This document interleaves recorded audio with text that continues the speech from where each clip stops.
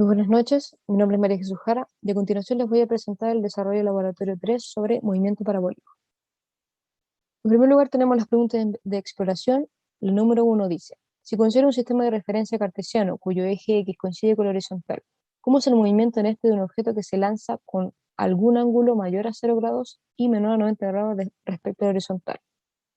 Si bien al lanzar un objeto con cierto ángulo, en este caso entre 90 y 0 grados, el movimiento que va a resultar será un movimiento parabólico, en donde estará sujeto a lo que es los números positivos tanto en X como en Y, y a medida que este ángulo se acerca a los 90 grados, como se observa en la parte de acá abajo, la trayectoria en X, o la distancia desde el punto inicial hasta el punto final, cada vez va a ser más pequeña a medida que el ángulo es más grande. 2 dice, considerando la misma situación anterior, pero con el eje Y paralelo a la vertical, ¿cómo es el movimiento en este de un objeto que se lanza con algún ángulo mayor a 0 grados y menor a 90 grados? Respecto al eje Y, si bien el objeto comienza de una manera creciente hasta alcanzar un punto máximo y después comienza a decrecer hasta llegar a la superficie, ya que comienza en 0 y termina en 0. 3.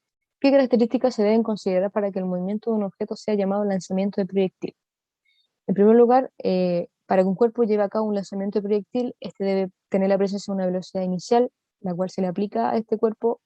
Y además, durante el movimiento del objeto debe estar solamente sujeto a lo que es la fuerza de gravedad, debe existir un ángulo de lanzamiento y la velocidad respecto al horizontal, es decir, al eje X, debe ser siempre la misma. La única velocidad que puede ir variando es la velocidad en Y. Descripción de la actividad.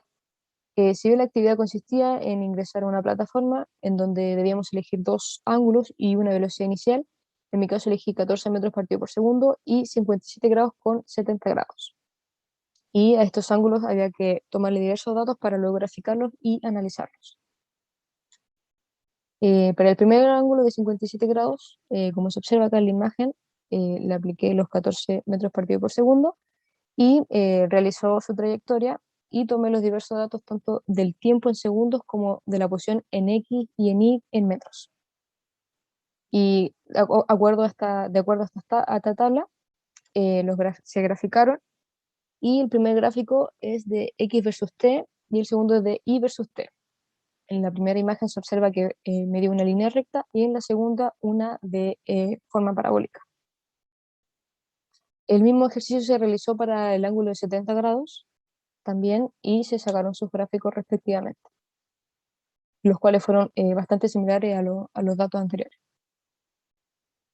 Análisis. A partir de lo obtenido en los gráficos, 1. Compare las posiciones finales en el eje X para ambos ángulos.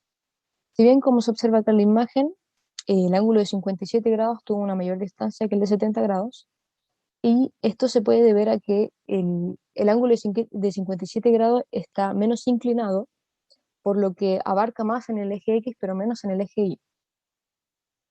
Y en la 2 dice, compare las posiciones finales en el eje Y para ambos ángulos. Si bien, como son el lanzamiento de proyectiles, estos comienzan en 0 y terminan en 0, por lo que, como se evidencia acá en la imagen, parten en 0 respecto al eje Y y terminan en 0 también, por lo que las posiciones finales fueron las mismas. Compare las velocidades obtenidas en los gráficos X versus T para ambos ángulos. Como se observa acá en la tablita, la velocidad en X fue mayor para el ángulo de 57 grados, y esto se puede ver a la inclinación, ya que la inclinación es menor. Y dice, compare las velocidades obtenidas en los gráficos Y versus T para ambos ángulos. Y como se observa acá, a diferencia de lo anterior, el ángulo de 70 grados tuvo una mayor velocidad, ya que está más inclinado, o sea, en Y es mayor que en X. Por eso se diferencia del ángulo anterior. 5. Seleccionen uno de los dos ángulos con los que tomaron los datos y usando la misma velocidad cambien la masa del objeto. En este caso yo usé el ángulo de 57 grados y utilicé una masa de 31 kilogramos y una de 1 kilogramo para que se notara bastante la diferencia. Y a pesar de que la diferencia era bastante notable, la trayectoria, el tiempo y la distancia fueron exactamente los mismos, y esto se puede deber a que la masa del objeto o el peso de este objeto no es una variable que altere el lanzamiento, como también se evidencia en la ecuación que se utiliza para movimiento de dos dimensiones, como se observa acá, para poder identificar lo que es la velocidad en y la velocidad en x. Lo que está más relacionado es la fuerza de gravedad. 6. Encuentren explícitamente la velocidad con que trabajó usando las velocidades obtenidas de los gráficos. Aquí están los cuatro cálculos para poder obtener la velocidad inicial que utilicé yo, que era 14 metros partido por segundo. Y como se puede observar, los datos me dieron bastante similares al resultado que esperaba obtener. Como conclusión, se puede decir que los objetivos propuestos para el laboratorio 3 se cumplieron en su totalidad, de que se describió el lanzamiento de proyectiles en las preguntas de exploración, se determinaron las variables de las que depende el movimiento parabólico y de las que no depende, que era la masa, y se determinó la velocidad inicial a partir de las componentes de la velocidad, como se hizo en el diapositiva anterior.